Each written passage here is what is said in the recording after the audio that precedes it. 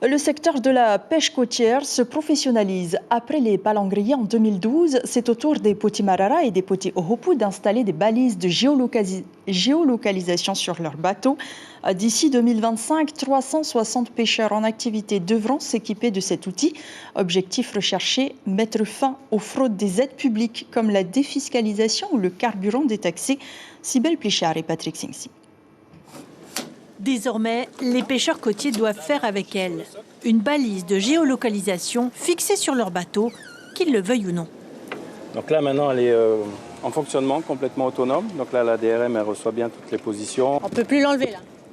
Non, on ne fait plus. C'est bien, c'est bien. Pourquoi? Parce que ça va nous permettre justement de voir qui va pêcher, qui sont les vrais pêcheurs. Parce qu'à l'époque, il suffisait de remplir ce carnet pour pouvoir bénéficier du mazout détaxé. Des déclarations papier difficiles à vérifier pour les agents de la direction des ressources marines. 360 bateaux répartis dans 26 îles. Bientôt, la flottille sera visible sur leurs écrans.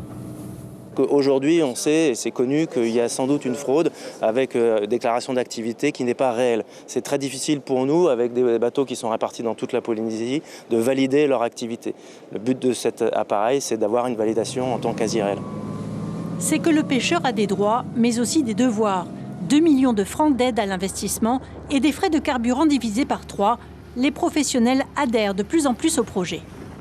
Vous n'avez pas peur qu'on trouve vos spots, qu'on découvre un peu où vous allez, comment vous pêchez? Non, pas du tout, parce que ce sont des données confidentielles. Chaque bateau pourra avoir sa zone de pêche, mais en aucune façon les autres bateaux pourront voir où tu as été. Aujourd'hui, c'est des données confidentielles.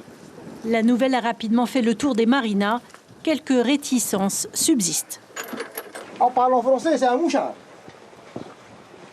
Ben, ça me dérange pas, mais ça me dérange quand même, comme j'ai dit. Parce que c'est vrai qu'il y a plein de pêcheurs qui ne pêchent pas. Mais après, je vais dire que si jamais on dépasse les distances qu'on nous impose, est-ce qu'on ne va pas nous sanctionner pour ça? Quand on a parlé avec le service de la pêche, soi-disant, il y aurait peut-être des accords. Ils ne regardent pas trop la distance pour le moment, mais je sais qu'ils vont regarder, ça va venir. Comme c'est dans la sécurité, on a des distances à respecter. J'espère que s'il y a ça, on pourra quand même un peu débloquer un peu les distances.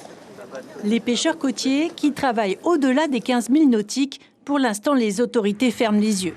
Ce qui est sûr, c'est que les professionnels tentés de travailler comme prestataires dans le transport ou le tourisme devront se rapprocher de la DRM.